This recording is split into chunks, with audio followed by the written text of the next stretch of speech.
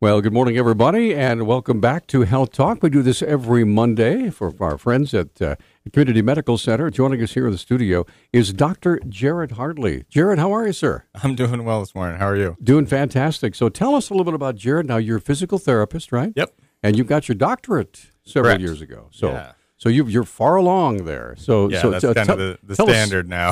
where you came from and how you got here. Actually, I grew up in Missoula. You did? Okay. I went to school here, and I moved away for a couple of years, worked in Seattle, and realized that Montana is a fantastic place and wanted to get back here as soon as possible. So I've been working at Community Medical Center for the last 6 years and loving it. So do you specialize in a particular realm of physical therapy? I specialize in pediatrics. We have a good NICU program there, outpatient pediatrics, inpatient pediatrics, adaptive wheelchair clinic. So NICU, so you're dealing with really tiny babies. Correct. Yeah.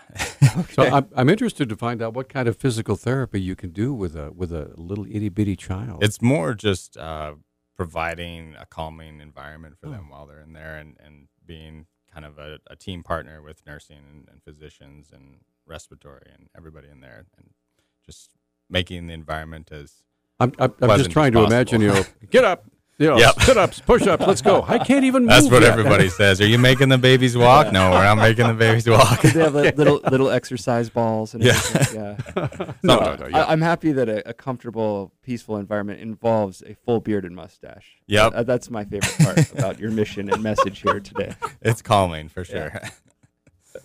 All right. So tell us what you enjoy most about your job. I do enjoy the NICU. It's one of my favorite things, but actually my passion is adaptive equipment. So wheelchairs, walkers, standers, anything that makes somebody a little more functional. And that's why we're kind of here today is talk about adaptive recreation. Because, most of what we do is adapting how you can make your everyday life possible and make you functional and in your job, at work, at school, whatever you need to do. And part of that, especially living in such a great place like Missoula, is recreation. Yeah. That's a very important piece of So life. what things are we talking about? Just wheelchairs?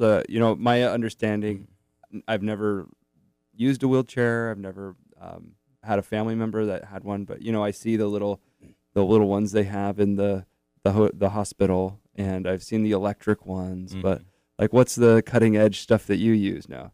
Well, it's everything from ultralight manual wheelchairs to like high level power wheelchairs.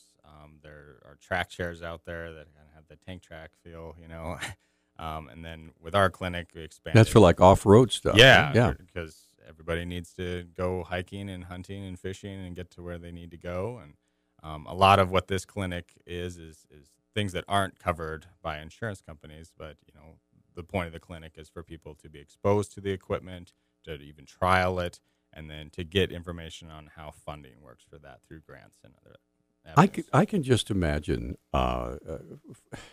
having been a part of, when I was growing up, I lived on Marine bases and everybody was playing. And there was all sorts of equipment everywhere. But every now and then there was a child who would just sit on the sidelines because they couldn't participate, and you just feel really bad for them.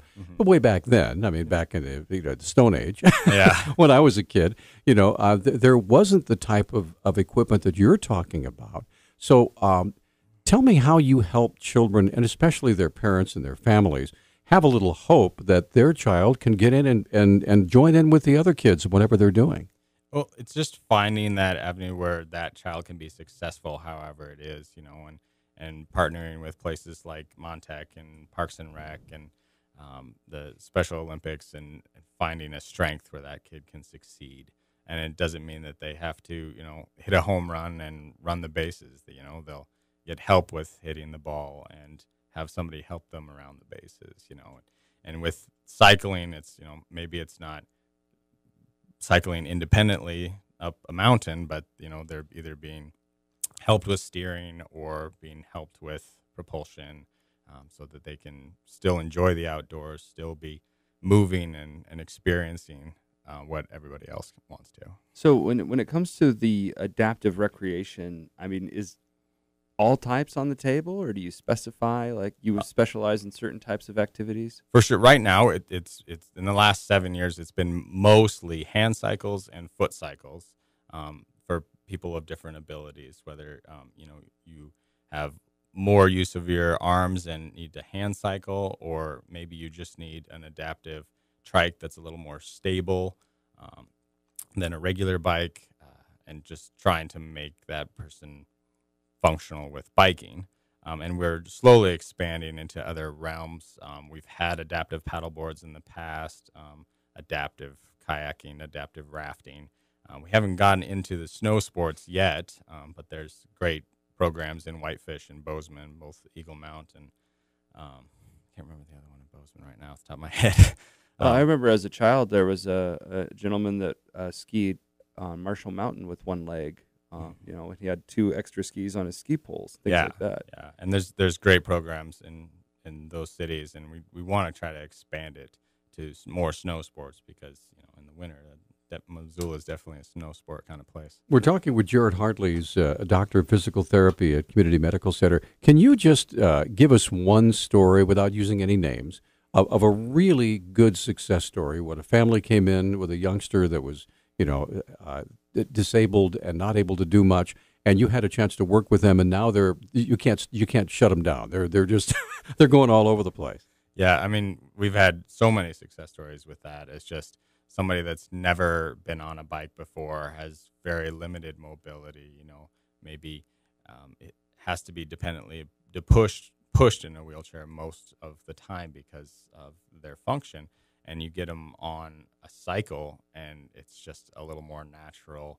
They get that assistance from gearing.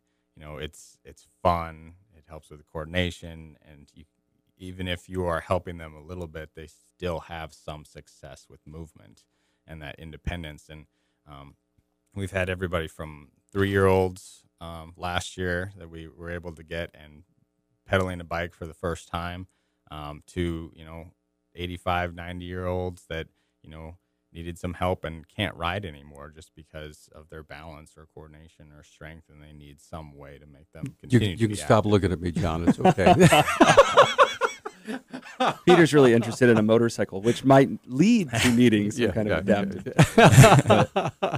Anyway, all right. So as you tell me about your training, how did you get involved in this adaptive learning or adaptive type exercise? Throughout my educational career, I've been involved through the university, through Shriners in Spokane, and in Seattle, a lot of recreation therapists, which is kind of what they specialize in. And we've had 1 or 2 here and there in Missoula, but it's a hard position to keep. And so I've learned a lot from those people in the years, and then I've learned a lot from other therapists that work at community, who work in the community here, not at community. Sure. And then a lot from the other organizations that we partner with, like Norco and Partners, and the university, the New Directions Center. Montech is a huge supporter of this. Summit Independent Living. All these people that have been involved in this community much longer than I have, and kind of know those avenues and things to get, and then we just support that and help them coming. Okay, we're up against the break. By the way, we have all 4 lines open. If you want to visit with Jared Hartley, maybe you have a friend or a child or a relative who would just really want, especially on beautiful days like we have right now, just to get outside and do something rather than just be in a wheelchair or whatever. There is hope, and this gentleman is here to talk about it. So if you'd like to visit with Jared, give us a call, 721-1290. This is Health Talk, and we'll be right back. Hey, thanks for joining us on Health Talk. 721-1290 is our number. John King is right over there. I'm Peter Christian. Joining us in studio, Dr. Jared Hartley, Doctor of Physical Therapy over at Community Medical Center.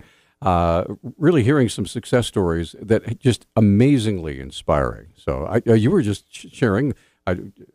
you were just talking, Carolyn, about the fact that your office is right there, right? And people are scooting by, and you're like, where was that flash? So tell us about that particular experience, Jared. Well, I think just any kind of mobility is important for anyone, especially children. And I say children because that's who I work with. But finding an avenue that they can be successful with movement and exploring their environment is very important. And I was sharing the story about this 5-year-old who had very limited mobility. He wasn't able to really crawl very much. He hadn't walked a lot. And we were able to find him a piece of equipment where he could walk and move around the room. And he started moving around the room and running away from us and pulling drawers open and throwing things on the floor. And his mom was all worried. And I was like, no, that's what he's supposed to do. He's 5. He's supposed to start tearing into things, getting into stuff, running away from us. So it's finding those things that make them successful at being a kid. And he's got a lot of destruction to catch up on from 3 and 4 as well, I would assume. Yeah. So when it comes to these different pieces of equipment, do you have to engineer them sometimes? Are they pretty standard? It sounds like they seem pretty specialized. Yeah, so a lot of the wheelchairs and walkers and power and whatever we do is very custom to the patient. It's a very unique field. It takes a lot of experience and a lot of training, which I've had training from a lot of different therapists, and I've been very lucky in that fact. And so it's custom to that child on how it fits and how it operates and how they can make it move and make themselves move. With the adaptive cycles and other adaptive recreation that we do at the clinic, we are able to adapt those things during the time to make it work. But a lot of times we need to kind of custom order that piece of equipment when they're ready to be their own. So at the clinic, we use a lot of Velcro, we use a lot of straps, we use a lot of blocks, like trying to position this person to get them anywhere successful so that they can get that feeling and have some success and see that there's an option for recreation out there for them, whatever it may be, and then move towards getting that piece of equipment. One of the things that you and I discussed during the break is whenever there's physical therapy or a limitation of movement, whether it's through an accident or a birth or whatever, there's always, the beginning is always painful, right? I mean, it's trying to make your body do things that they haven't been able to do before. Mm-hmm. How do you deal with that with a child and encourage them and help them to break through that pain barrier so they can start getting some success? I work with children, and people always ask me why, and I say it's because kids are tougher and they whine way less than adults. You're staring right at me. I love it. This is great. This is a great message.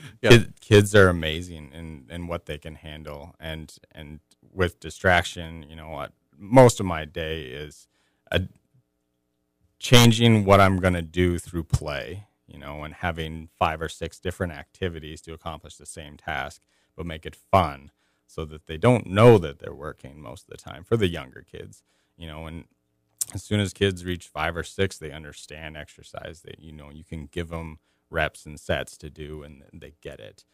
But it's still making it fun so that they want to do it and they're invested in it. Whereas with an adult, you say do this, and they most of the time do it.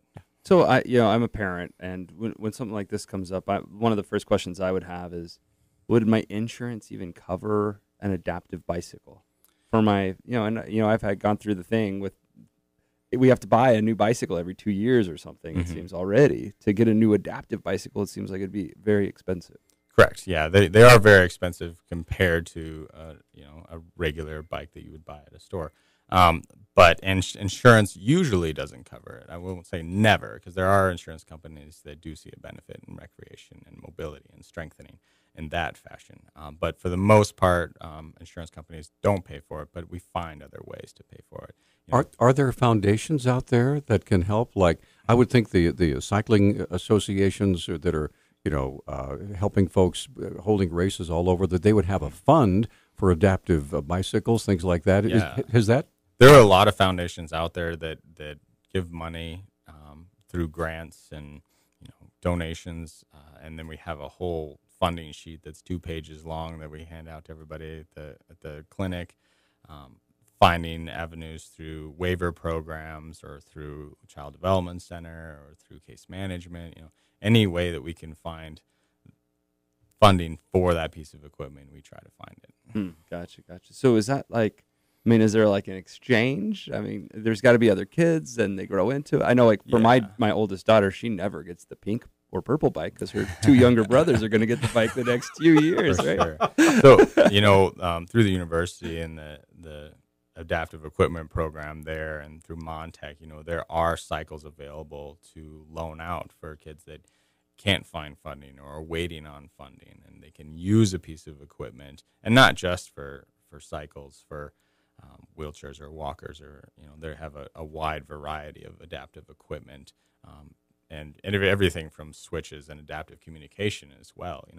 There's everything out there for trials, for long-term use, for short-term use, to use until you get the piece of equipment you use. So we use that program a lot, and they've been very supportive with the recreation clinic and a key player in it. Super. We're going to come right back. 721-1290 is our number. Our guest is Jared Hartley. This is Health Talk. Jared, of course, with Community Medical Center, a Department of Physical Therapy. He's a doctor of physical therapy, primarily specializing in children. So if you have a child, or maybe you know a child in your neighborhood that could use this type of service, give us a call at 721-1290. We'll be right back. Hey, thanks for joining us on Health Talk. 721-1290 is our number. John King is over there. I'm Peter Christian. Joining us in studio, Jared Hartley, doctor of physical therapy over at Community Medical Center. We're talking about kids. Yeah, and you're a parent as well. Correct. So you get your firsthand education on all the kids shows, etc. I bet you that helps you relate. One of the questions I had was, when should someone consider seeing you? Can adults come if they feel or if they would like a bike? Yes. Well, we have a wheelchair clinic at Community.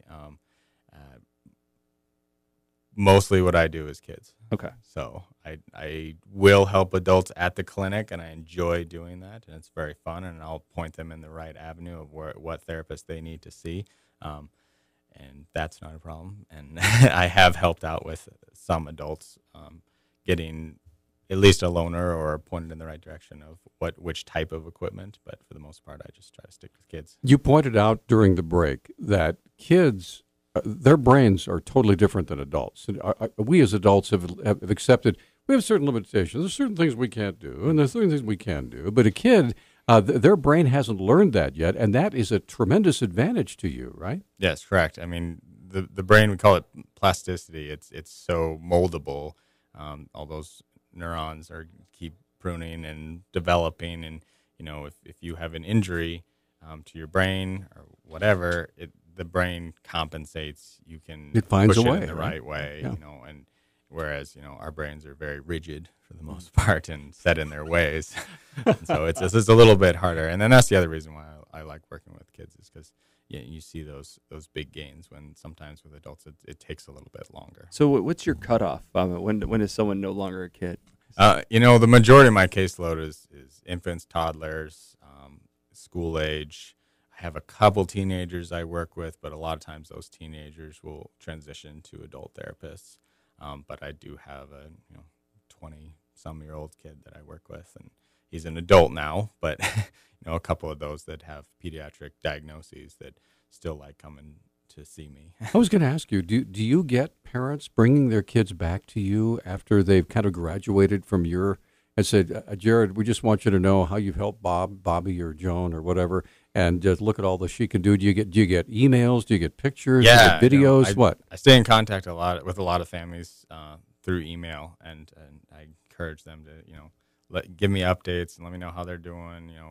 Come back if they have any questions. Email me if any questions or problems. We can solve them. And I get emails and Christmas cards sometimes from some families, which is really cool. Very cool. So yeah, it's nice. It's a good place to be. So when are you going to start your snow sports? We're trying to meld into that, but with the Eagle Mount and the other one, I keep blanking. I apologize. It's okay. But they're just so strong programs in Whitefish and Bozeman that people just go there. Oh, sure. They travel for it, though. They do travel for it. I wouldn't want to make anyone go to Bozeman. Well, we're less than a minute away from being done, so we need some contact information. Folks want to contact your office and make an appointment, see what's available. Yeah, the main number, 327-4050, for any kind of therapy needs there. If you want to specifically schedule for the Adaptive Rec Clinic, that's going to be July 11th. It's a Tuesday at McCormick Park. It'll be 327-4192. You talk to Petra. She'll get you scheduled. If you don't want to schedule, you just want to show up, see what's happening. We had about 100 different people show up and try stuff and look at stuff. So everybody's welcome. Give us a date and time again. July 11th. It's Tuesday, 10 o'clock is when it starts. We'll go till about 5 or 6 o'clock, depending on how many people wander in at the end. And where? And at McCormick Park. McCormick Park, It's near the All Abilities Playground in Silver Park. We're out of time. Thanks so much. Thank you. Thanks for all the work you do. We'll be back. We'll talk back coming up at 9.